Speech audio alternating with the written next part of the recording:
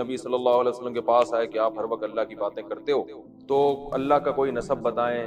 عرب میں نسب وسب کا بہت تھا نا, تو اس پر یہ صورت نازل ہوئی کہ اے نبی قل, ان کو کہہ دیجئے, هو اللہ احد, وہ اللہ یکتا ہے, اکیلا ہے. قل هو اللہ احد اللہ الصمد, وہ بے نیاز ہے, کسی کی ضرورت نہیں, سب اس کے محتاج ہیں. لم یلد, نسب کی بات کرتے ہو, اس نے تو کسی کو نہیں جنا. ولم یولد, اور نہ وہ کسی سے جنا گیا. ولم یکن لہ, اور نہیں ہے کوئی بھی, کفوا, ہم پلہ, نہیں ہے لہو, اس اللہ کے لیے, کفوا, ہم پلہ, احد, کوئی بھی آخر میں آئے گا, کوئی ایک بھی اس اللہ کا ہم پلہ اور پیرلل نہیں ہے, اس کے جوڑ کا کوئی بھی نہیں, بالکل سب سے یکتا اور سب سے تنہا ہے. یہ جو ایتھیسٹ لوگ ہیں نا, یہ اکثر مطالبہ کرتے ہیں کہ اس کائنات کو اگر کسی نے پیدا کیا ہے تو سوال پیدا ہوتا ہے پھر اس کو کس نے بنایا.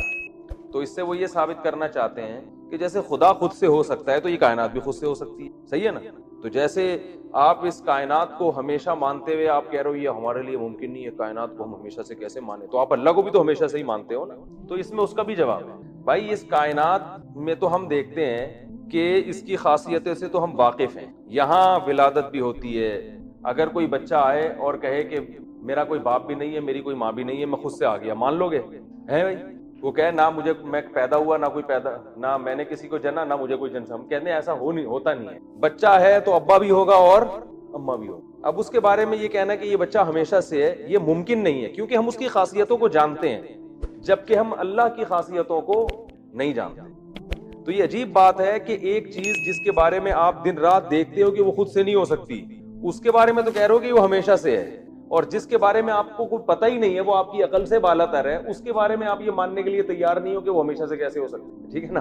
تو یہ ایتھیسٹ بڑی بے عقلی کی بات کرتے ہیں. ہاں یہ آپ کہہ سکتے ہو کہ بچہ تو والدین کے بغیر پیدا نہیں ہوتا, تو پہلا انسان کیسے پیدا ہو گیا؟ تو ہم یہی کہتے ہیں کہ جیسے والدین کے بغیر بچہ نہیں پیدا ہو سکتا, تو کسی کے ارادے کے بغیر انسان کا وجود ہو نہیں سکتا, آج تک ایسا نہیں ہوا. تو یقیناً پہلا انسان اللہ نے اپنے ارادے اور کن کی طاقت سے پیدا کیا ہے, اور پہلی دفعہ کائنات بغیر کسی سبب کے اللہ نے اپنے ارادہ کن سے پیدا کی ہے. کیونکہ اس کائنات میں ہم دیکھتے ہیں کہ بغیر کسی خالق کے یا بغیر کسی کریٹر کے یہ کریٹ نہیں ہوتی. تو یقیناً کوئی کریٹر ہے جس نے اس کو پہلی دفعہ اپنی قدرت سے بنایا اور پھر ایک اصول میں چلا دیا. تو آپ یہ عجیب بات ہے کہ اس کائنات جس کے سارا دن آپ اس کو جانتے ہو اچھی طرح سے کہ یہاں ایک حالت سے یہ دوسری حالت میں چینج نہیں ہوتی جب تک کوئی چینجر نہ ہو, تو یہ پیدا کیسے ہو سکتی ہے جب تک کوئی کریٹر نہ ہو؟ تو جس چیز کے بارے میں ہم جانتے ہیں اس کے بارے میں تو ہم فتویٰ دے سکتے ہیں, جس کے بارے میں جانتے ہی نہیں تو اس کے بارے میں ہم یہ کیسے کہہ سکتے ہیں کہ ہماری سمجھ میں نہیں آ رہا کہ وہ ہمیشہ سے کیسے ہے. تو آپ کی سمجھ میں اللہ کا نہیں آ رہا ہمیشہ سے کیسے, اور جس کائنات کو آپ جانتے ہو وہ سمجھ میں آ رہی ہے کہ وہ ہمیشہ سے. تو پہلی دفعہ تو یقیناً کوئی نہ کوئی سبب ہوا ہوگا نا جس سے کائنات پیدا ہوئی, جب کچھ تھا ہی نہیں تو سبب کیسے بن گیا؟ اس کا مطلب ایک ذات ہے جو پہلی مرتبہ کسی چیز کو صرف اپنے ارادے کن سے پیدا کرے. تو انسانیت کی ابتدا پہلی دفعہ جو ہوئی ہے بغیر کسی لاجک کے, نہ کوئی باپ نہ کوئی ماں, اللہ نے اپنی قدرت سے آدم کو بنایا, اپنی قدرت سے اماں ہوا کو بنایا, پھر ان میں جو ہے نا وہ اللہ نے ایسے سافٹ ویئر انسٹال کر دیے کہ ان کے ملاپ سے لڑکا بھی پیدا ہو رہا ہے, لڑکی بھی, اور سب میں یہ وہ سسٹم اللہ نے رکھ دیا, تو پھر اس سے پیدا ہوتے چلے جا رہے ہیں. تو جیسے آج کوئی بچہ اٹھ کے آتا ہے اور کہہ رہے ہیں میں خود سے پیدا ہوا, آپ ایک چماٹ مارو گے اور بولو گے تمہیں شرم نہیں آتی, خود سے تھوڑی ہو سکتا ہے, یہ کوئی لاجک ہوتی ہے پیچھے. تو بھائی اسی طرح یہ ممکن ہی نہیں ہے کہ ایک انسان تو بغیر اتفاق سے وجود میں نہیں آ رہا, اور پوری کائنات, پوری جو ہے نا وہ سارا سسٹم, سمندر, دریا, پہاڑ, اور جناب وہ الیکٹران, پروٹون, نیوٹرون کا جو ایک پورا سسٹم ہے, اور پھر نظام شمسی اور زمین کا 23 ڈگری جھکنا اور موسم بننا, اور جو ہے وہ پورا ایک سسٹم, بارشیں ہو رہی ہیں, پیداوار اگ رہی ہے. پھر ایک ایک بیج کو دیکھو کتنی عجیب, خربوزے کا بیج دیکھ لو, اسے زمین میں ڈالو, بیل اگتی ہے, خربوزہ پیدا ہوتا ہے, اس میں پھر وہی بیج ہوتا ہے, پھر اسے ڈالو, پھر وہی. سینکڑوں سال سے یہ ایسے اتفاقات بیج میں خود بخود انسٹال ہو گئے, یہ نہیں ہوتا. پہلی دفعہ کوئی ہے جو کسی سبب کا محتاج نہیں ہے, اس نے پیدا کر دیا اور اس کو ایک اصول میں, ایک جو ہے نا ایک اصول میں ڈال کے اس نے چلا دیا. تو اس لیے اللہ نے فرمایا کہ اللہ کا کوئی ہم پلہ, کوئی ہمسر ہے ہی نہیں کہ ایگزامپل دی جا سکے اس کی. دیکھو میں یہ کہتا ہوں, یہ ولید بیٹھا ہوا ہے ہمارے پاس, ایک بندے کا فون آیا کہ ولید سے بات کرنی ہے. میں نے کہا کون سا؟ کہہ رہے جو آپ کے ساتھ ہوتا ہے. میں نے کہا 3 قسم کے ولید, ایک لمبا والا ولید, ایک موٹا والا ولید, اور ایک کالا والا ولید. کون سے کی بات کر, کیسی بات کر رہے ہو بھائی؟ میں نے کہا ہم نے اسی طرح یاد رکھا ہوا ہے. اب ہم پوچھتے ہیں نا تو یار ولید کو بلاؤ, تو سب پوچھتے ہیں کون سا, تو موٹا والا ولید. موٹے ولید سے یہ مراد ہوتا ہے تھوڑا بلیک, بالکل بلیک نہیں ہے, اندھیرے میں نظر آتے ہیں, وہ اتنے بلیک نہیں, تو وہ والے ولید ہیں. اور لمبا والا ولید جو ہمارے سامنے رہتا ہے. تو کہہ رہے ہیں آپ کیسی بات ہے, دوست ہیں وہ ناراض نہیں ہوتے ایسی باتوں سے. تو پھر خیر تو اب میں یہ موٹا والا ولید میرے سامنے بیٹھا ہوا ہے. اصل میں یہ بتانا چاہ رہا تھا کہ لوگ بولیں گے کون سے ولید, یہ موٹا والا ولید بیٹھا ہوا ہے میرے سامنے. تو میں یہ کہوں کہ یہ کہتا ہے کہ میں خود سے وجود میں آ گیا ہوں. اتفاق کی بات ہے, ایسے کہتا نہیں, کہا نہیں ہے, ورنہ یہاں بیٹھے گا نہیں کبھی. کہہ رہا میں میرے کوئی نہ ابا نہ اماں, میں ویسے ہی پیدا ہو گیا. تو میں کہوں گا یار اس کو کوئی ایگزامپل ہے, یا پیدا ہوا ہوں. تو میں کہوں یار اس کی کوئی مثال ہے. فوراً کہے گا حضرت عیسیٰ بھی تو بغیر باپ کے پیدا ہوئے تھے, وہ بھی تو انسان تھے, تو میں بھی ہو سکتا ہوں. ٹھیک ہے نا. پھر میں اس پہ غور کروں گا یہ مثال یہاں منطبق ہوتی ہے کہ نہیں ہوتی, وہ بات کی چیز ہوگی.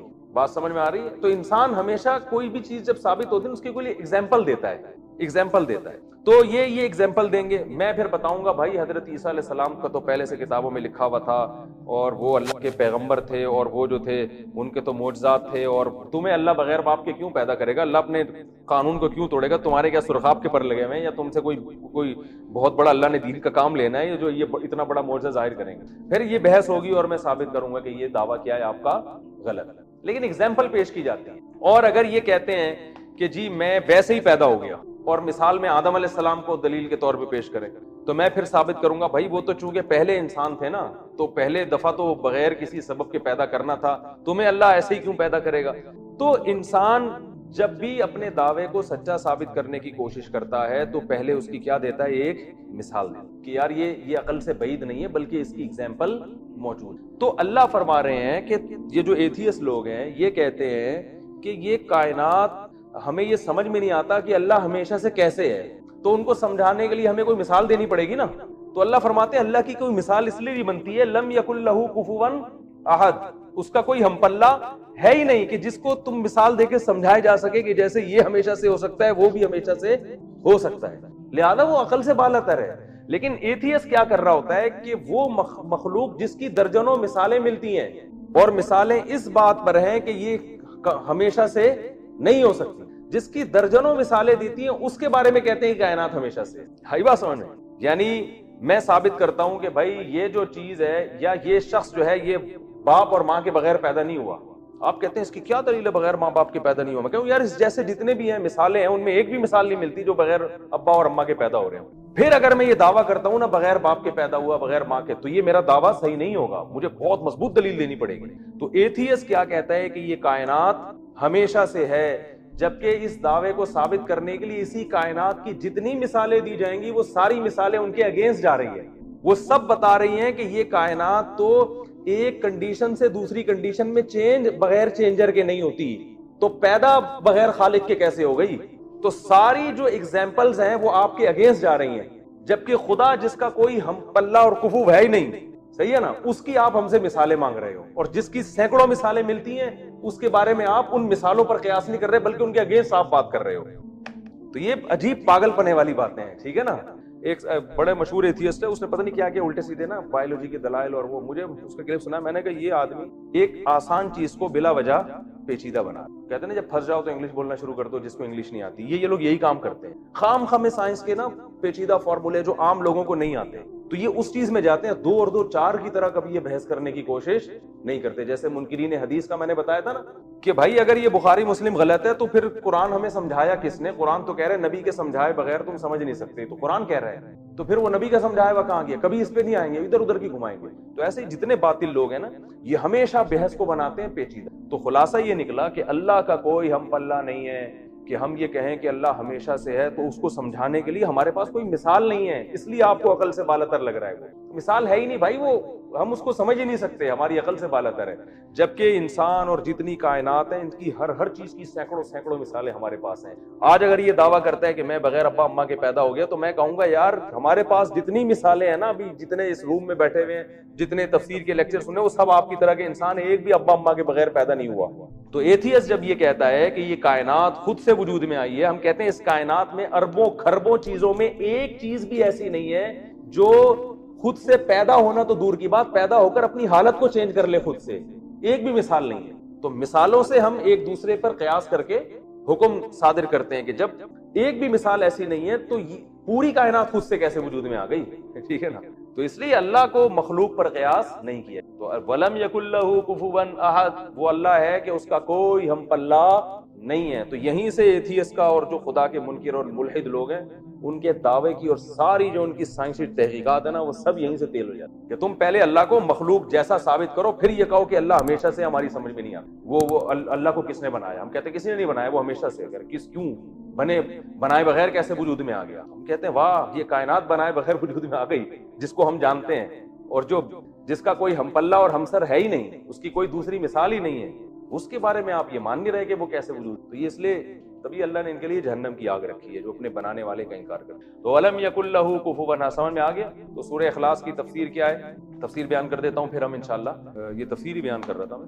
اچھا، تو یہ جو ہے اس کے بعد ہم کل انشاءاللہ پھر سورہ فلق اور سورہ ناس پہ. تو اللہ تعالیٰ نے یہ جو سورت ہے نا، اس کی بڑی فضیلت ہے. رسول اللہ صلی اللہ علیہ وسلم نے فرمایا کہ یہ سورت 1/3 قرآن کے 1/3 یعنی 3 دفعہ پڑھیں گے تو ایک قرآن پڑھنے کا اجر ملتا ہے. وہ آیتوں میں اللہ نے کیا فرمایا؟ الا المصلین. اللہ فرماتے ہیں کہ جو لوگ ڈپریشن کا شکار ہو جاتے ہیں، جلد بازی میں فیصلے جلد بازی میں کرتے ہیں، ان میں تدبر نہیں ہے، غور و فکر نہیں ہے، تو لیکن کچھ علامتیں اپنے اندر پیدا کر لو تو تمہارے اندر سے جلد بازی، جس جلد بازی کے نتیجے میں ڈپریشن ہوتی ہے، خودکشی کے خیالات آتے ہیں، یعنی زندگی سکون کی گزرے گی تمہاری. اس کے لیے چند کام کرنے پڑیں گے. نمبر 1، نماز کی مکمل پابندی. آپ یقین کر لو جتنا ڈپریشن سے نماز بچاتی ہے نا، کوئی چیز نہیں بچاتی. اسٹریس اور ڈپریشن کی 20 گولیاں ایک طرف، جس کا نماز میں دل لگ گیا نا، بس اس کی زندگی مزے کی بن جاتی ہے. اور نماز میں دل نہ لگ رہا ہو نا، کئی رکعتیں پڑھو ہمت کر کے. اصول بنا لو، جس کام میں دل نہیں لگتا نا، وہ کام کرنا شروع کر دو، دل لگے گا اور پھر ڈبل لگنا شروع ہو جاتا ہے. میں بہت سی مثالیں دیتا ہوں نا، دوڑا نہیں جاتا چلنا شروع کرو، چلا نہیں جاتا ہلکا ہلکا چلو، اپنے نفس پہ بوجھ ڈالو. دیکھو یہ ٹینشن سے بچنا ایسی چیز ہے، جو ٹینشن سے دور بھاگتا ہے نا، ٹینشن اس کے پیچھے آتی ہے. اور جو ٹینشنیں پالتا ہے وہ ہمیشہ ٹینشن فری زندگی گزارتا ہے. وہ ٹینشن ہے جو جائز ٹینشن ہے، جو صحت کے لیے مفید ٹینشن ہے، ان کی بات کر رہا ہوں میں. تو جو لوگ آپ نے دیکھا ہوگا محنتی ہوتے ہیں، سارا دن کام کاج میں مشغول رہتے ہیں، وہ خوش ہوتے ہیں، ہے یا نہیں؟ گھروں میں جو 2 طرح کی خواتین ہوتی ہیں، ایک پھوڑ، نہ کام نہ کاج، کچن گندا پڑا ہوا ہے، واش روم پیمپر بچے کے اتارے یوں پھینک دیے. آپ دیکھنا ان خواتین کی طبیعت میں چڑچڑاپن بہت ہوتا ہے، جھنجھلانا. ذرا سے کوئی نصیحت کرو، آگے سے جھنجھلا کے جواب لو. ہر وقت ایسا لگتا ہے وہ توے پہ بیٹھی ہوئی ہے، خود بھی ٹینشن اور دوسرے کو بھی ٹینشن. لیکن آپ نے دیکھا گھروں میں جو خواتین بہت محنتی ہوتی ہیں، بچوں کی کیئر، شوہر کی مرضی کا خیال، گھر کو صاف ستھرا رکھنا ہر وقت، وہ خوش ہوتی ہیں. مردوں میں بھی ایسا ہی ہے. جتنے لڑکے آپ کے پوستی ہیں گھر کے اندر پڑے ہوئے، کچھ نہیں کر رہے، ایسا لگے گا جیسے وہ توے پہ بیٹھے ہوئے ہیں. باپ کوئی نصیحت کرتا ہے، ایک دم کیا ہو جاتے ہیں، وہ ہائپر ہو جاتے ہیں. آپ لوگوں نے خود بھی نوٹ کی ہے نا یہ بات. وجہ کیا ہے کہ جو آدمی کام کاج کی ٹینشن نہیں لیتا نا، تو اللہ اس کو اسٹریس میں ڈال دیتے ہیں. جو محنت کے کام نہیں کرتا، اسٹریس میں ڈال دیتے ہیں اس کو. ہر وقت ٹینشن ہے، چڑچڑاپن پیدا ہوتا ہے. اور جو محنتی ہوتے ہیں، صبح اٹھے ٹھک ٹھک ٹھک اپنے کام نمٹائے. میں اپنا بتا دوں، جس دن میں کوئی ٹاسک پوری کرتا ہوں کہ مجھے خیال ہوتا ہے آج میں نے یہ کام نمٹانا ہے، تو وہ نمٹا دیتا ہوں. خدا کی قسم ایسا سکون ملتا ہے نا کہ بیان نہیں کیا جا سکتا. آپ بھی کر کے دیکھ لو. آپ ایک اسکیجول بناؤ کہ آج دن میں نے یہ سارے کام کرنے اور مغرب تک میں ان کاموں سے فارغ ہو جاؤں گا. دیکھو آپ کام کرنے کے بعد جب فراغت ہوگی، آپ کو ایسا سکون ملے گا کہ آپ کو سکون کے لیے کسی ٹیبلٹ کی ضرورت نہیں رہے گی. تو آج کل ڈپریشن اور اسٹریس کی جو بیماریاں پھیل رہی ہیں، اس کی ایک بہت بڑی وجہ بیکاری. بس ہر آدمی چاہتا ہے میں لائف کو انجوائے کروں، یوں کر کے بیٹھا رہوں، انجوائے کروں، پھر ٹک ٹاک دیکھتا رہے گا اور گھماتا رہے گا، دیکھ یہ والا دیکھ لیا، یہ والا دیکھ لیا. ہوتے لاشعوری طور پر وہ آپ کے دماغ کو اندر سے ڈیمیج کر رہا ہے، آپ کو پتا بھی نہیں ہوتا. اس میں سیاسی خبریں آ رہی ہیں، کوئی دوسرے کو گالی، وہ اس کو گالی، وہ فلانا ایسا، وہ ڈمکانا ایسا، کارٹون بنا کے سیاسی لیڈروں کے مذاق. آپ کو پتا نہیں ہوتا کہ یہ چیز آہستہ آہستہ آپ کے دماغ کو کیا کر رہی ہے، ہلکا ہلکا ڈیمیج. تو نماز انسان کے نا کا شیڈول بنا دیتی ہے.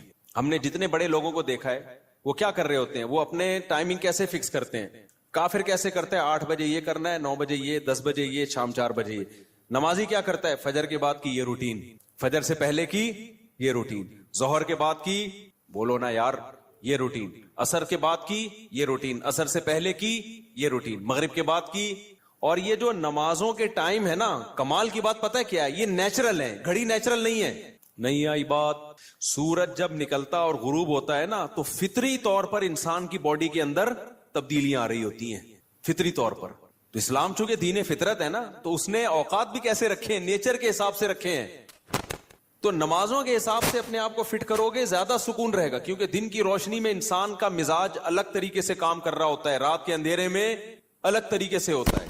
تو اللہ نے کیا فرمایا کہ الا المصلین الذین هم علی صلاتهم دائمون, یہ لوگ نمازوں میں پابندی کرتے ہیں. تو آج سے عزم کرو کسی قیمت پہ بھی نماز انشاءاللہ ضائع نہیں کریں گے. اور سب سے زیادہ سکون اللہ نے فجر کی نماز میں رکھا ہے. تھوڑی سی ٹینشن ہے بھائی اٹھا لو, لیکن پڑھ کے جب سلام پھیرو گے نا آپ کو لگے گا یار آج تو ہٹو بچو ہو گیا. ہمارے ایک دوست تھے نمازی تھے لیکن اڑاتے بھی بہت تھے نماز ہے نا.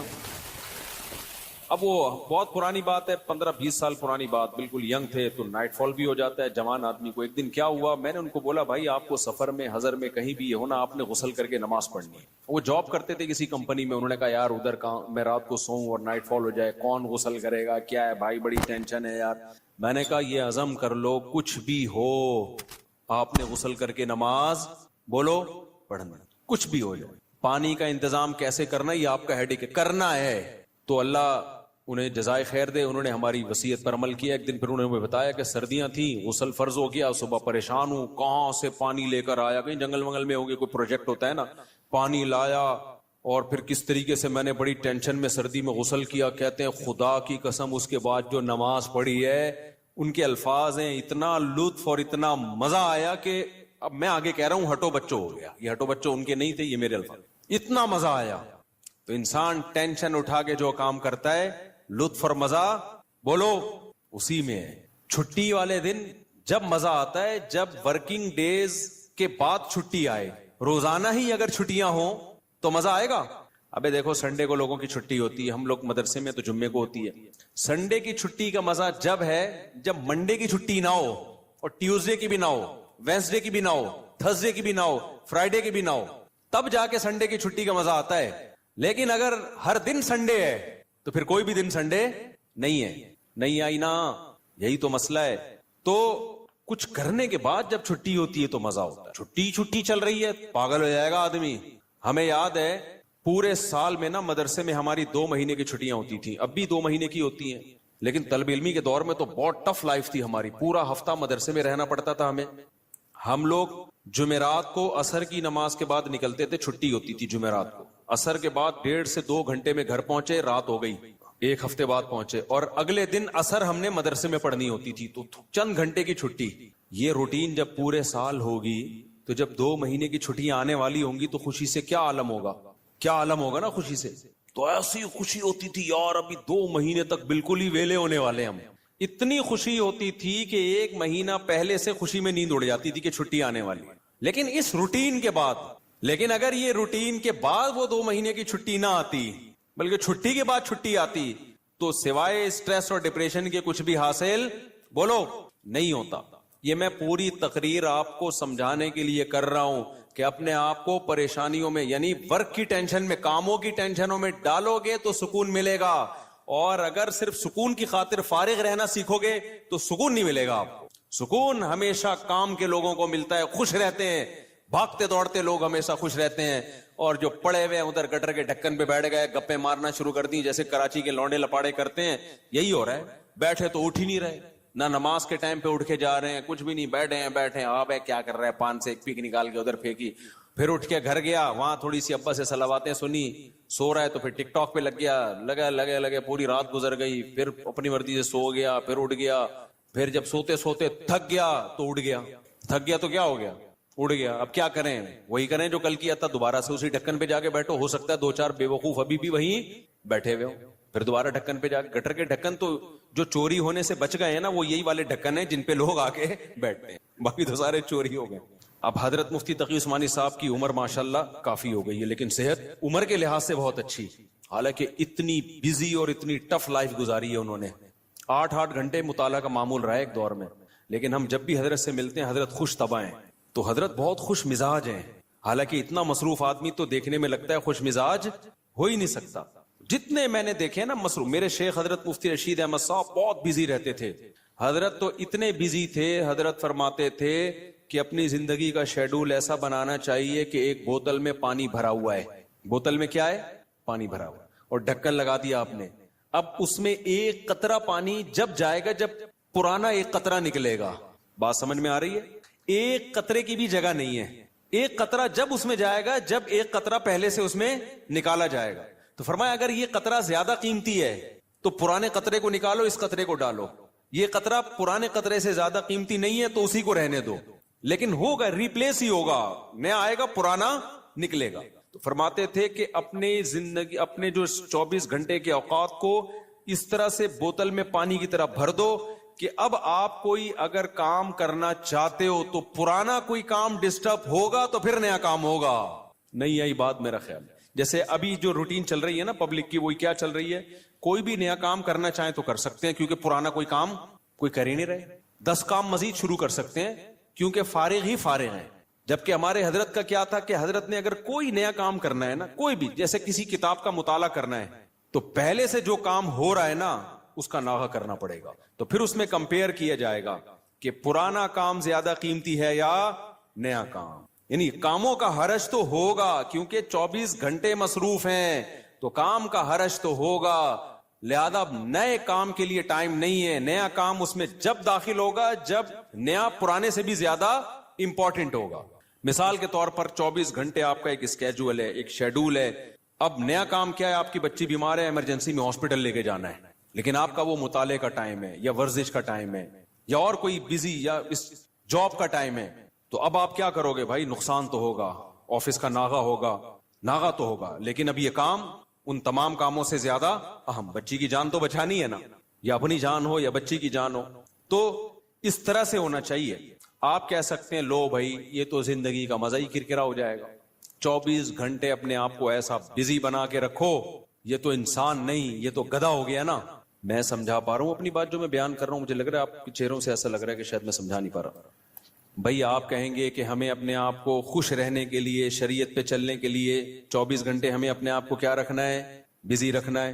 تو یہ تو انسان نہیں, یہ کیا ہو گیا بھائی, گدھا. تو گٹر کا ڈھکن کہاں گیا اس میں, تو زندگی کا مزہ ہی کرکرے ہو گئے. تو دیکھو 24 گھنٹے بزی رکھنے کا مطلب یہ نہیں ہے کہ مطالعے میں, پڑھائی میں اور ہر وقت ایسے کاموں میں جس سے تھکاوٹ ہی ہو, بلکہ اس میں تفریح بھی, وہ بھی ضروری کاموں میں داخل ہے. دوستوں سے کبھی کبھار بیٹھ کے گپ شپ بھی ان ضروری کاموں میں, کیونکہ دماغ کو فریش رکھنے کے لیے ضروری ہے کہ کبھی کبھار گٹر کے ڈھکن پہ جا کے بیٹھا کرے, تھوڑا ابے تبے کے ماحول میں دوست احباب سے بات چیت کر لیا کرے, تھوڑا سا ریلیکس رہے گا اور سوسائٹی میں ان رہے گا. کیونکہ جو بالکل سوسائٹی سے کٹ کے بالکل ہی پپو بن جاتے ہیں نا, وہ دنیا میں کسی کام کے نہیں رہتے, وہ کسی کام کے نہیں رہتے دنیا میں. لیکن اس کا ایک ٹائم ہو. میں اپنے دوستوں میں ایسے لوگوں کو جانتا ہوں, ہمارے ساتھ گپ شپ تھی ان کی گپ شپ بھی ٹائم سے ہوتی تھی. اس وقت وہ ہم آج وہ بہت بڑے عہدوں پہ پہنچے ہوئے ہیں. بھی چند دن پہلے ایک کا فون بھی آیا, کیا آپ وہی طارق مسعود ہو جو ہمارے ساتھ کھیلا کرتے تھے, گپ شپ تھی. میں نے کہا ہاں. میں نے کہا آج کل کیا وہ بہت بڑا آفیسر بن چکا ہے, وہ نام نہیں بتاؤں گا میں, بہت بڑی فلم بن گیا بھائی وہ. لیکن اس کی روٹین کیا تھی مجھے یاد ہے. اس کی روٹین یہ تھی کہ بیٹھے ہیں نا دوست احباب تھڑے پر, ہاں چل رہا ہے, ٹائم دیکھا یار 1 گھنٹہ ہو گیا بس, یا آدھا گھنٹہ ہو گیا, کہتے میرا اسٹڈی ٹائم شروع ہو گیا. اتنے نیک بچے کراچی میں پائے نہیں جاتے, لیکن وہ تھا. یہ بات کر رہا ہوں جب ہم 16-17 سال کے تھے, اس وقت گپے مار رہے ہیں. ایسے بھی نہیں ہے کہ گپ شپ ہی نہ ہو دوستوں کے ساتھ, یہ بھی نہیں ہے. اور یہ بھی نہیں ہے کہ بیٹھے ہیں تو بیٹھے ہی ہیں, نا نا نا نا.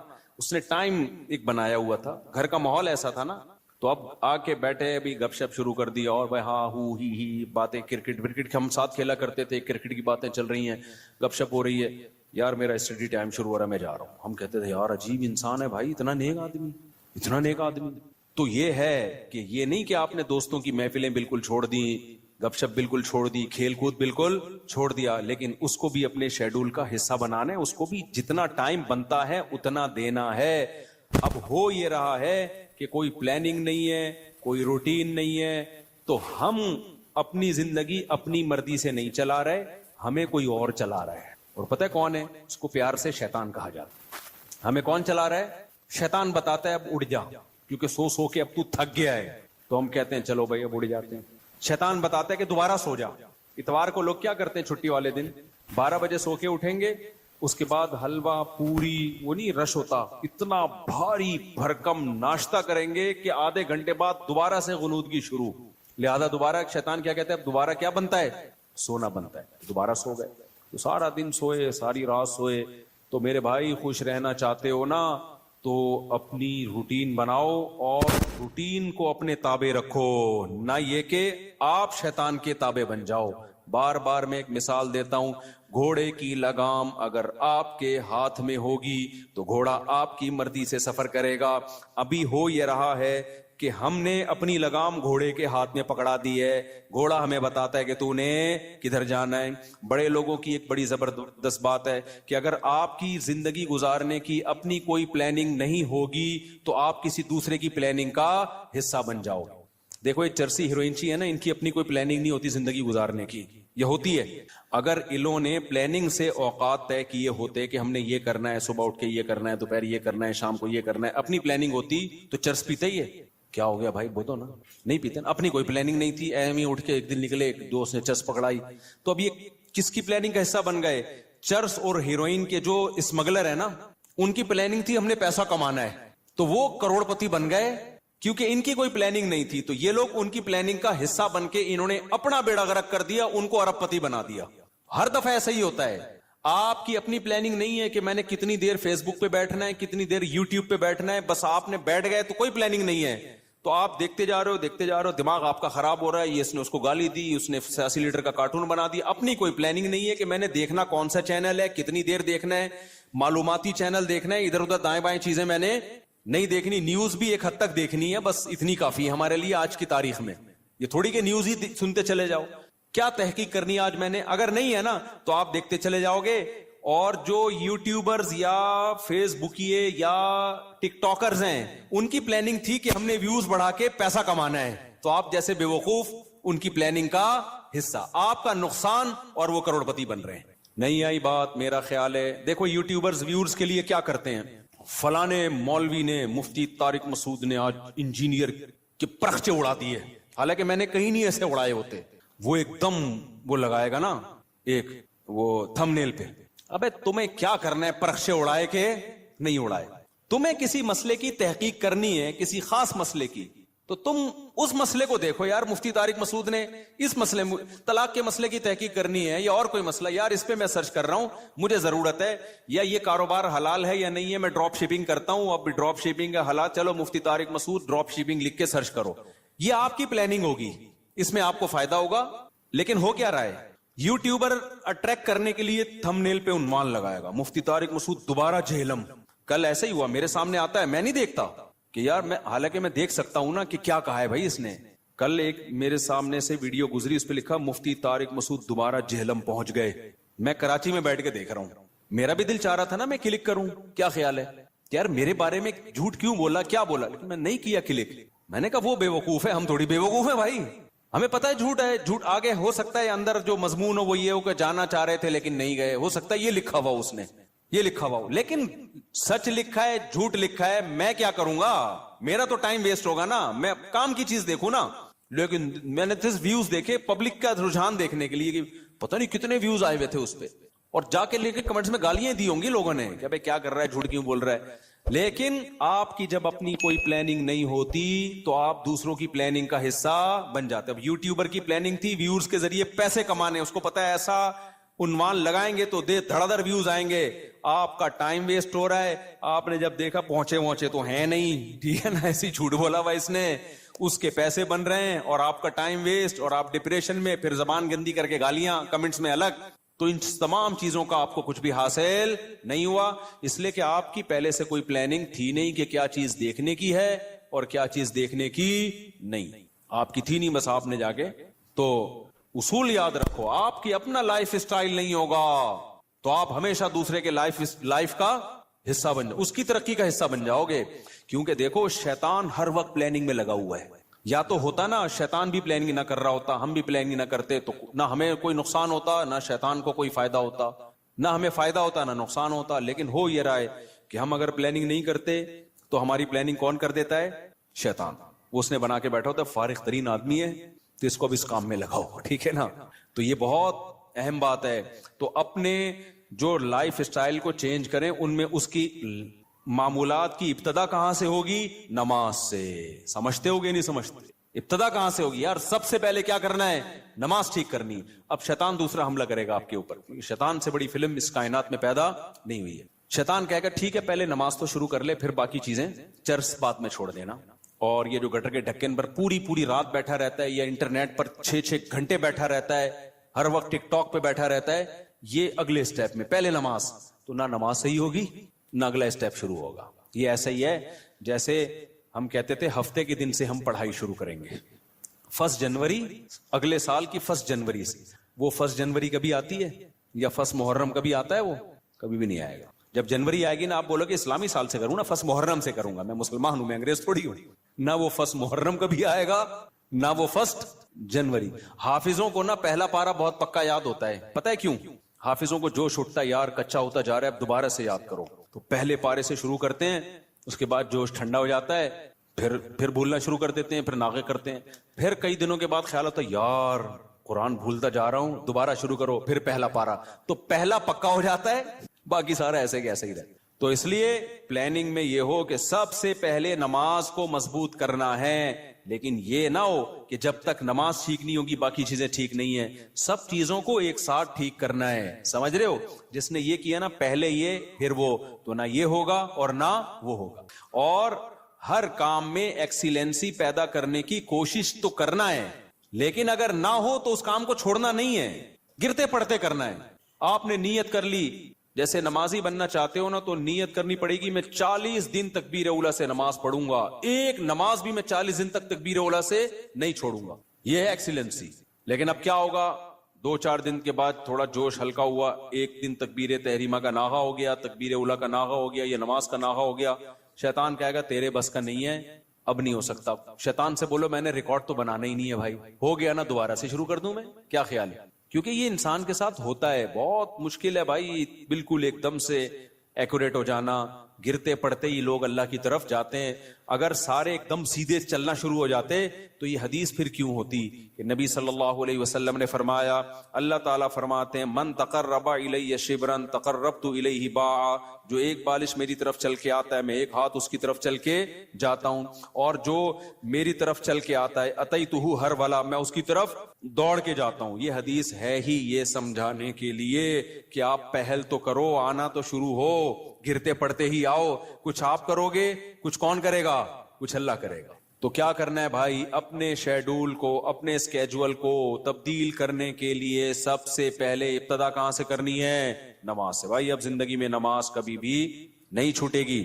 اب نماز میں اپنے آپ کو پابند کرنے کے لیے چند چیزیں ہیں. سب سے پہلا کام کیا کرنا ہے, ایک دم سے قضاء عمری شروع نہ کرو, زیادہ بوجھ ہو جائے گا. قضاء عمری تو پڑھنا لازم ہے, لیکن پہلے تھوڑا سا اپنے آپ کو ادا نمازوں کا عادی بنا لو. 40 دن تو بناؤ نا کم از کم عادی, پھر اس کے بعد قضاء عمری شروع کرو. ایک دم سے زیادہ بوجھ آ گیا تو نہ ادھر کے رہو گے نہ ادھر کے رہو گے. ایک دم سے نا ایک دم امام مہدی بننے کی کوشش کرتے ہیں لوگ, ایسے ایک دم صوفی بنے گا جا رہا ہے, قضاء عمری بھی چل رہی ہے ساتھ ساتھ, آج لگتا ہے کہ بس یہ کہاں پہنچ گیا ہے. وہ بخار ہوتا ہے, چند دنوں میں وہ کافور ہو جاتا ہے, اڑ جاتا ہے وہ. تو نماز کا عادی بنانے کے لیے کرنا کیا ہے, اپنے اوپر کوئی جرمانہ رکھنا ہے, سزا رکھنی. بھائی مجھ سے اگر فجر کی نماز چھوٹ گئی تو اس دن ناشتہ بولو نہیں کرو. ناشتہ اسی دن ہوگا جس دن فجر کی نماز ہوگی. سزا دو اپنے آپ کو. حکیم اختر صاحب رحمہ اللہ تعالی فرمایا کرتے تھے, یہ کتنی بڑی بے غیرتی ہے کہ اللہ نے کہا تھا نماز پڑھو فجر کی, آپ اللہ کا حکم آپ سے اتنا سا پورا نہیں ہوا اور صبح پراٹھے کھانے کے لیے ناشتے پہ بیٹھ جاتے. کتنی بڑی بے غیرتی ہے نا, کہ اللہ کی نعمتوں سے تو پھوڑنے کے لیے آ جاتے ہیں, بس جو اللہ نے کام لگایا وہ ہو نہیں رہا. تو غیرت کا تقاضا بھی ہے, فجر گئی تو ناشتہ بھی گیا. اے اللہ اب ہمارے منہ سے تو نوالا اترے گا نہیں. کتنا مزہ آتا ہے صبح ناشتہ کرنے میں نا, آپ کو نہیں آتا, مجھے تو بہت آتا ہے. خیر کتنا لطف ملتا ہے جب بھوک لگ رہی ہو اور انسان مزے کا ناشتہ کرے. تو یہ اللہ ہم سے کام بہت کم لیتا ہے, نعمتیں ہمیں بہت زیادہ دیتا ہے. اور اس فجر پڑھنے میں بھی ہمارا ہی فائدہ ہے, سکون ہمیں ہی مل رہا ہے, صحت بھی اچھی ہوتی ہے, جلدی اٹھنے میں آکسیجن ملتی ہے. اور صبح کی جو دھوپ ہے نا, یہ جو ٹھنڈی دھوپ ہوتی ہے صبح کی, سرخ دھوپ, یہ وائٹامن ڈی بہت تیزی سے بڑھاتی ہے باڈی میں لگے. دھوپ ویسے بھی وٹامن ڈی بڑھاتی ہے چاہے دوپہر کی دھوپ ہی ہو, لیکن جب سورج سرخ ہوتا ہے یہ والی دھوپ بہت زیادہ آپ کی باڈی کو مضبوط کرتی ہے, ہڈیوں کو مضبوط کرتی ہے. تو ہمارا ہی فائدہ اس میں. تو اپنے آپ کو نماز کا پابند بنانے کے لیے کیا کرنا ہے بھائی؟ فجر چھوٹ گئی, ناشتہ گیا. ظہر چھوٹ گئی تو کچھ پیسے رکھ لو. ہر آدمی اپنے حساب سے پیسے رکھے کہ اتنے پیسے میں. اب میں یہ نہیں کہوں گا کہ ظہر چھوٹ گئی تو لنچ بھی گیا, کیونکہ سزا اتنی دے انسان جتنی ایفورڈ کر پائے, ورنہ ہوگا یہ کہ آپ نہ سزا پہ عمل کرو گے نہ نماز. بہت زیادہ سزا دینا بھی ٹھیک نہیں ہے. اب مثال کے طور پر آپ نے کہا کہ فجر گئی تو میں اپنی گردن ہی اڑا دوں گا, تو کون اڑائے گا بھائی؟ خام خب وہ بات کرو نا جو پاسبل ہے. یا فجر ہو گئی تو اپنے آپ کو سگریٹ, فجر گئی تو سگریٹ سے جلاؤں گا اپنے آپ کو, تو سزا اتنی جو ایفورڈ. یا فجر گئی تو 10 لاکھ روپے صدقہ کروں گا, ایسا نہیں ہوتا. نہ 10 لاکھ صدقہ کرے گا بھائی, اتنا نیک ہوتا تو پڑھ ہی نہ لیتا. تو سزا اتنی ہونی چاہیے جو اتنی ہلکی بھی نہ ہو کہ کوئی تکلیف ہی نہ ہو, اور اتنی بھاری بھی نہ ہو کہ سزا ہی نہ دی جا سکے. وہ ہر آدمی خود فیصلہ کرے اپنے بارے میں. تو اور نبی صلی اللہ علیہ وسلم نے ارشاد فرمایا, دیکھو اسلام میں جتنی فضیلت نماز کی ہے کسی حکم کی اتنی فضیلت نہیں ہے. آپ صلی اللہ علیہ وسلم نے فرمایا, دیکھو قیامت کے دن جب اللہ کا دربار لگے گا, ہم دنیا میں جب کوئی بڑی مجلس ہوتی ہے تو ایسی محفل میں جہاں کوئی حاکم وزیر اعظم آیا ہوا ہو, ہر ایک کی کوشش ہوتی ہے آگے. ڈاکٹر ذاکر نائک کا جب پروگرام, کتنے لوگ یار ہمیں آگے سیٹ مل جائے, ہمیں آگے سیٹ مل جائے. تو یہ تو کچھ بھی نہیں ہے بھائی. اصل تو وہ دربار ہوگا جو اللہ کا لگے گا قیامت کے دن. تو اس میں جس کو آگے سیٹ ملے گی نا, حقیقت میں وہ واقعی فخر کرے گا. تو نبی صلی اللہ علیہ وسلم نے فرمایا اس دن آگے کا ٹکٹ کس کو ملے گا؟ حدیث کا مفہوم بیان کر رہا ہوں کہ نمازوں میں جو سب سے آگے ہوا کرتے تھے, اگلی صف میں ہوا کرتے تھے. کیونکہ اللہ کا ایک دربار دنیا میں لگتا ہے جس میں اللہ نظر نہیں آتا ہمیں, بس ایمان لائے ہیں بھائی اللہ کا دربار ہے, تو وہ غیب ہے. تو اس میں جو آگے آگے ہوگا, تو جب سچی مچی کا دربار لگے گا جس میں اللہ موجود ہوگا, تو نبی صلی اللہ علیہ وسلم نے فرمایا جو صف میں سب سے آگے ہوتے تھے قیامت کے دن بھی وہ اللہ کے ہاں سب سے آگے ہوں گے, اور جو صفوں میں جتنا پیچھے ہوتے تھے قیامت کے دن بھی وہ صفوں میں اتنا پیچھے ہوں گے. کچھ لوگوں کی عادت ہوتی ہے ایک رکعت نکالنا فرض ہے. ہمارے محلے میں ایک صاحب ہوا کرتے تھے, فجر میں لازمی ایک رکعت نکلتی تھی ان کی. اچھا فجر 5 بجے ہو رہی ہے تو وہ 5:05 پہ آ رہے ہیں. ہم ان سے کہتے تھے یار ایک رکعت کیوں نکالتے ہو, تھوڑا 2 منٹ پہلے آ جاؤ. کہتے یار اصل میں رات کو نیند پوری نہیں ہوتی. پھر جب نماز 5:15 پہ ہوئی تو بھی ایک رکعت نکل رہی ہے. یہ ایک بیماری ہے, میں آپ کو بتا رہا ہوں بھائی. اب تو 15 منٹ زیادہ مل گئے نا, تو زیادہ مل کے ان کی نیند اسی حساب سے آگے جا رہی ہے. حتیٰ کہ سردیوں میں جب 6:45 پہ نماز ہو رہی ہے پھر بھی ایک رکعت نکل رہی ہے. تو یہ جو آزار ہوتے ہیں نا کہ یوں ہو رہا ہے بھائی, جس نے پڑھنی ہوتی ہے وہ آ جاتا ہے, نہیں پڑھنی ہوتی, جس کی ایک رکعت نکلنی ہے وہ ایک ہی نکلتی رہے گی قیامت تک. جس کی 2 رکعت نکلنی ہے, اتحیات والے بھی ہوتے ہیں, اتحیات میں آ رہے ہوتے ہیں, وہ ہمیشہ آپ دیکھنا اتحیات میں ہی ہوں گے. اور کچھ ایسے ہوتے ہیں جماعت ہی پوری نکلتی ہے ان کی, وہ ہمیشہ سلام پھیرنے کے بعد تشریف لا رہے ہوں گے, بولے گا بے یار یہ کیا ہو گیا. تو اور کچھ ایسے ہیں جنہوں نے پڑھنی نہیں ہے. تو جب میں اور آپ کوشش کریں گے نماز کی پابندی کی, تو بھائی تکبیر اولا کی پابندی کے ساتھ صفے اول میں, کیونکہ نبی کی جو بشارتیں آپ صلی اللہ علیہ وسلم نے صف اول کے لیے دی ہیں وہ دوسری صف کے لیے اور آخری صف کے لیے نہیں ہیں. آپ صلی اللہ علیہ وسلم نے فرمایا لوگوں کو اگر پتا چل جائے کہ صف اول میں کتنا ثواب ملتا ہے تو اتنی لڑائیاں ہوں کہ قرآن اندازی کی نوبت آئے. پورا محلہ, وہ جو اجر ملے گا نا قیامت کے دن, جو پروٹوکول ملے گا اللہ کے دربار میں, وہ لوگ اپنی آنکھوں سے دیکھ لینا, وہ قیامت کا منظر اللہ دکھا دیں کہ صف اول والے آج کہاں ہیں. تو نبی نے فرمایا محلے والوں میں جھگڑا ہوگا, ہر آدمی کہے گا تیرے باپ کی سیٹ ہے جو آگے پہلے سے بیٹھا ہوا ہے. صحیح ہے نا, ہر آدمی جھگڑا کرے گا, ابے تیرے باپ کی جگہ ہے جو میں بیٹھوں گا یہاں پہ, وہ کہے گا میں بیٹھوں گا. اتنی لڑائیاں ہوں گی کہ فیصلہ کس سے کیا جائے گا؟ قرعہ ڈالا جائے گا. آج تم کہ ہمیں اپنی آنکھوں سے دیکھ نہیں رہے, لہذا ایسے پوستیوں کی طرح رڑتے آتے ہیں, وہ بالکل پیچھے بیٹھے. آگے جگہ بھی ہوتی ہے تو کوشش کرتے ہیں پیچھے ہی کھڑے رہیں, کیونکہ تاکہ نکلنے میں آسانی ہو, سلام امام پھیرے اور فوراً بھاگ سکیں ہم. تو وجہ اس کی ہے کہ بھائی اللہ فرماتے ہیں فلا تعلم نفس ما اخفی لهم من قرۃ اعین, کسی نفس کو خبر نہیں ہے ہم نے اپنے نیک بندوں کے لیے آنکھوں کی ٹھنڈک کا کیسا سامان چھپا کے رکھا ہے. تو جو نیک بندوں کے لیے آنکھوں کی ٹھنڈک کا اللہ نے سامان چھپایا ہے, اللہ وہ اگر دکھا دے تو میرے بھائی پھر ہمیں ان تقریروں کی ضرورت نہیں رہے گی. ہم میں سے ہر شخص کوشش کرے گا نماز میں پہلے سے آئے. اچھا جن کو پہلے آنے کی عادت ہوتی ہے نا ان کو پھر سکون ہی نہیں ملتا بعد میں آنے سے.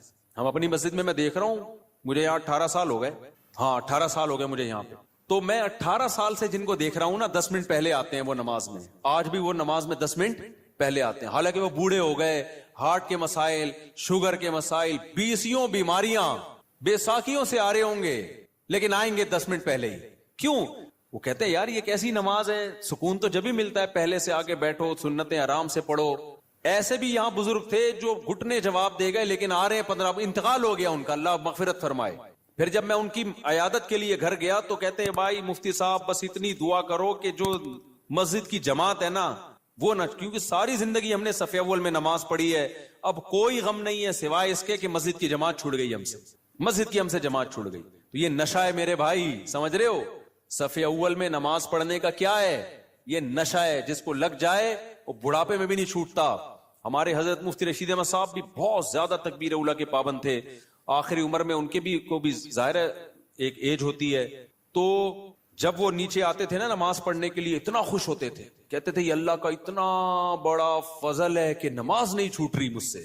تو جن کو نشہ ہو جائے ان سے پھر یہ صف اول نہیں چھوٹتی. تو ایسا نشہ پیدا کر دو اپنے اندر. نشہ کب ہوتا ہے؟ جب عادت پڑ جائے نا, لت پڑ جائے, تو صف اول کی عادت ڈال دو. رمضان میں ہم دیکھتے ہیں جن کو تراوی میں صف اول میں تراوی پڑھنے کی عادت ہے نا, 15 منٹ پہلے آئیں گے, اپنا رومال ومال بچھایا بیٹھ گئے وہاں.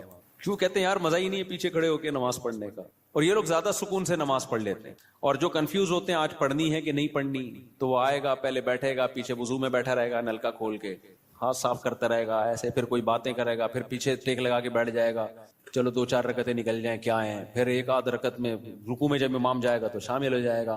تو اس سے آپ کا دل ہی نہیں لگے گا نماز میں. تو کام وہی اچھا ہوتا ہے جو پابندی کے ساتھ اور مکمل فوکس بنا کے کیا جائے. نبی صلی اللہ علیہ وسلم نے ہر چیز میں احسان کا حکم دیا. پتہ ہے آپ کو احسان پتہ ہے کسے کہتے ہیں؟ ایکسیلنسی. جو کام کرو خاندانی طریقے سے کرو. ہم جو بھی کام کرتے ہیں پتہ ہی نہیں چل رہا ہوتا کہ کرنا چاہتا بھی ہے کہ نہیں چاہتا. وہ شادی والی بات ہے, نہیں کرو بھائی دوسری شادی, کرنا ہے تو پھر کرو خاندانی طریقے سے, پھر ایسی کی تیسی. کل بھی ایک کیس آیا نا, اصل میں کیس ہی یہی آ رہے ہیں آج کل, کیا کریں. کیس آیا کہ وہ شادی کر لی ہے, اب اس پہ دباؤ ڈال رہے ہیں طلاق دے دو طلاق دے دو, اور وہ لڑکی والے اس کے سر پہ دوسری کو دے دو. تو میں نے کہا کرنا ہی نہیں تھا, جب دم نہیں تھا, جب کر لیا تو بولا جاؤ تمہاری ایسی. اب میں نے کہا اگر ڈر گیا نا, کنفیوز ہو گیا یار دوسری کو چھوڑوں نہیں چھوڑوں, میں نے کہا اس سے ڈپریشن میں جائے گا. کام تو کر لیا, اب بول بھائی میرے ٹکڑے کر دو, مجھے بم سے اڑا دو. میں نے کہا اس میں سکون ملے گا. میں نے کہا دیکھو میں تمہیں سمجھا رہا ہوں, سکون مل رہا ہے نا؟ کہتے ہیں ہاں مل رہا ہے. میں نے کہا اس سے مطلب یہ سکون اسی میں ہے. ہو گیا ایسے کی تیسی. ہم لوگ بولیں گے 2 نمبر ہے, بولے ہم 2 نمبر ہیں.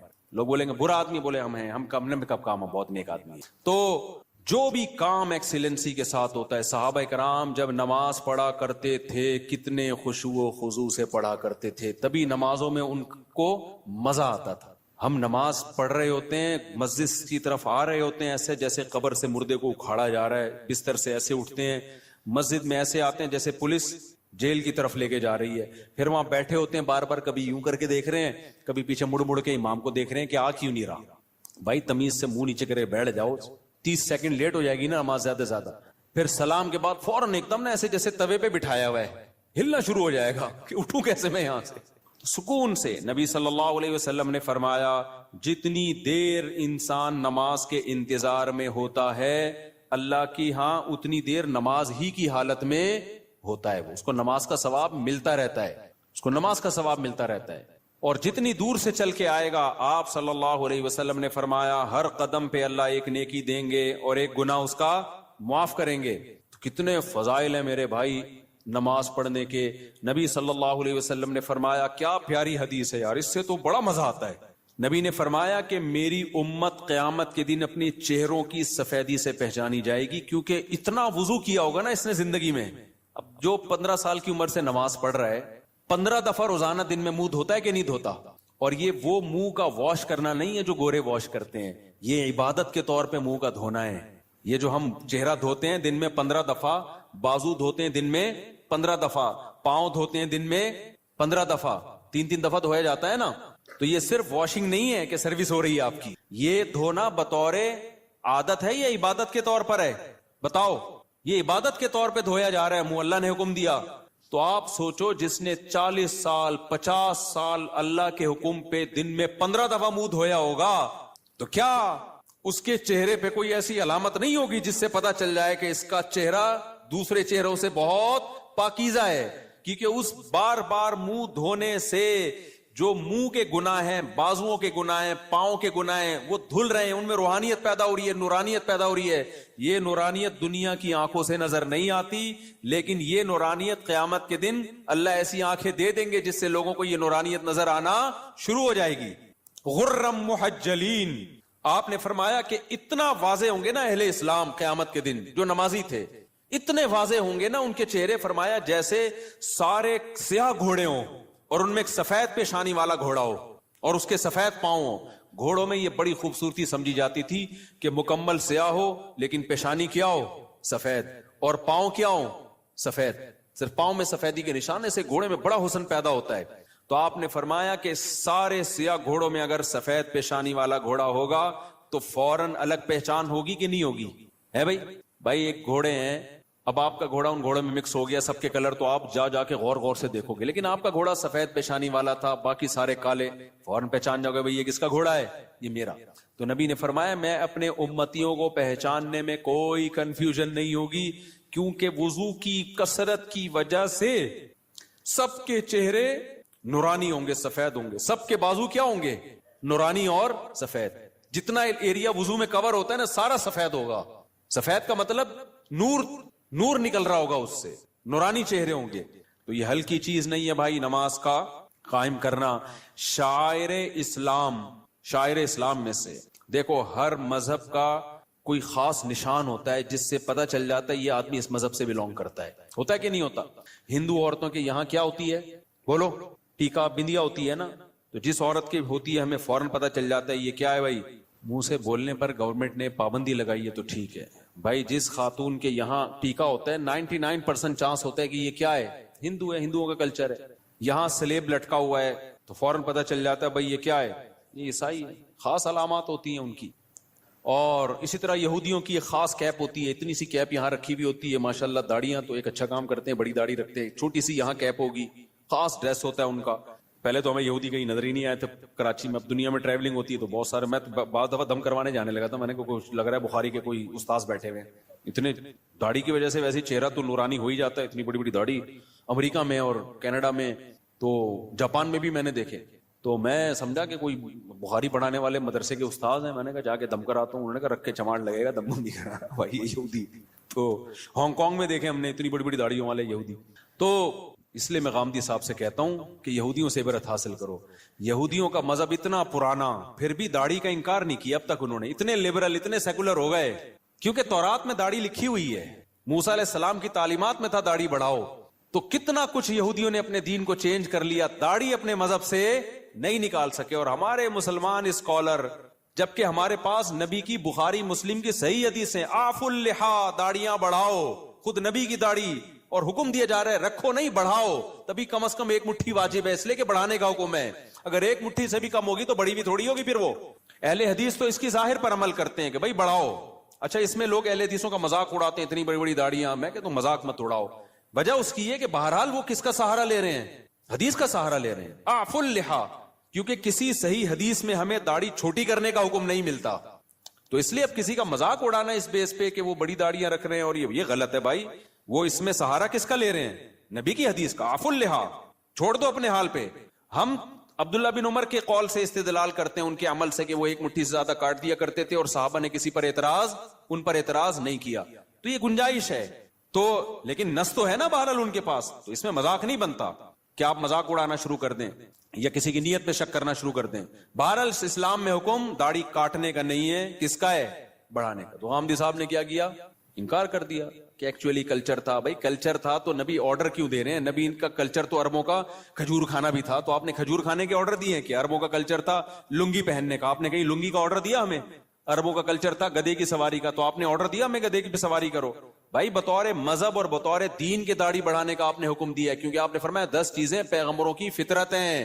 تو فطرت کی مخالفت تغییر خلق اللہ کہلاتی ہے. ان میں داڑھی بڑھانا, مونچھیں گھٹانا, بغلوں کے بال صاف کرنا. تو کیا بغلوں کے بال صاف کرنا آپشنل ہے کیا؟ کرو نہ کرو آپ کی مرضی، نہ کاٹنے پڑیں گے آپ کو، ناخن کاٹنا، یہ سب ایک ہی حدیث کا حصہ ہیں. تو جیسے ناخن کاٹنا واجب ہے، آپشنل نہیں ہے، بغلوں کے بال صاف کرنا اس حدیث کی روشنی میں واجب ہے، آپشنل نہیں ہے. بول دو نا، مجھے شک ہونے لگتا ہے کہ بڑھائی بھی ہوں گی. زیر ناف بال صاف کرنا واجب ہے، آپشنل نہیں ہے. تو اسی حدیث میں بھائی داڑھی بڑھانے کا حکم دیا جا رہا ہے، تو وہ کیسے آپشنل ہو گیا؟ اس کا کلچر، نبی کلچر بیان کرنے کے لیے تھوڑی آئے ہیں. نبی کیا بیان کرنے کے لیے آئے ہیں؟ حدیث، اللہ کا حکم بیان کرنے کے لیے آئے ہیں. تو جب تک اس کے خلاف کوئی دلیل نہ ہو، اس کو اللہ کا آرڈر اور اللہ کا حکم ہی سمجھا جائے گا. تو یہودیوں نے اپنے مذہب سے داڑھی نہیں نکالی، تو یہ مذہب کا آرڈر. سکھوں سے عبرت حاصل کرو. جب میں کینیڈا کے ایئرپورٹ پہ اترا ہوں، مجھے اتنی بڑی بڑی داڑھیوں والے سردار نظر آئے، حالانکہ ایئرپورٹ پہ وہ جاب کر رہے ہیں، کوئی مینیجر ہے، کوئی پائلٹ ہے، داڑھی سب نے رکھی. 99 جو میرا تجزیہ غلط بھی ہو سکتا ہے، کیونکہ ہو سکتا ہے جنہوں نے داڑھی کاٹی بھی مجھے پتہ ہی نہ چل رہا ہو کہ یہ سکھ ہے یا کچھ اور، لیکن انہوں نے رکھی ہوئی ہے. وہ اپنے مذہب کو نہیں چھوڑتے. شرم سے ڈوب مرنے کا مقام ہے میرے بھائی. پھر ہم لوگ کے لیے کیا خیال ہے؟ اور غامدی صاحب نے تو انکار ہی کر دیا. تو ہمارے تو پیغمبر دیکھو، یوسف علیہ السلام سے زیادہ کوئی خوبصورت تھا، لیکن آپ کی بھی کیا تھی؟ داڑھی. اور جمال میں سب سے زیادہ جمال اللہ نے، حسن الگ چیز ہے، جمال الگ چیز. حسن میں سب سے بڑا درجہ یوسف علیہ السلام کا، لیکن جمال جو حسن کے سے اوپر کی چیز ہے، وہ جمال سب سے زیادہ اس کائنات میں نبی صلی اللہ علیہ وسلم کو اللہ نے دیا ہے، اور یہ حدیث سے ثابت ہے. لیکن آپ صلی اللہ علیہ وسلم کی بھی داڑھی تھی. اس لیے میں غامدی صاحب اور ان کے فالوور سے کہتا ہوں کہ آپ سے نہیں رکھی جا رہی، آپ توبہ استغفار کر لو، لیکن انکار مت کرو بھائی. آپ تحریف دین جو ہے یہ زیادہ بڑا جرم ہے. تو اور ہمت کر کے رکھ لو، کیا جا رہا ہے یار. خیر، تو کہاں سے کہاں بات چلی گئی، کیا بات کر رہا تھا میں؟ ہاں، میں کہہ رہا تھا اسلام کے شعائر ہوتے ہیں نا، جیسے ہندوؤں کا ایک خاص شعار ہے، سکھوں کا ایک خاص شعار ہے، داڑھی ہوتی ہے، پگڑی ہوتی ہے، یہ ان کا شعار ہے. عیسائیوں کا سلیب ہے. تو مسلمانوں کا شعار کیا ہے؟ مسلمانوں کا شعار کوئی خاص لباس نہیں ہے. شاعر اسلام میں سب سے بڑی چیز ہے نماز، کہ 5 ٹائم مسلمان مسجد میں حاضری دیتا ہے. یہ دنیا میں کوئی مذہب اپنے عبادت گاہوں میں 5 ٹائم حاضری دیتا ہے. ہندو ہفتے میں 1 بار، باقی انہوں نے چھوٹے چھوٹے بھگوان گھر میں ہی رکھے ہوئے ہیں. صحیح ہے نا، وہ ان کی روزانہ عبادت کریں، صبح شام کریں، یہ ان کا ہیڈک ہے. لیکن واحد ایک اسلام مذہب ہے جو آپ کو عبادت خانے میں کتنی دفعہ بلاتا ہے؟ 5 بار. تو مسلمان اپنی روٹین میں 5 ٹائم، تو یہ 5 ٹائم ایسی چیز ہے عبادت جو چھپنے والی نہیں ہے.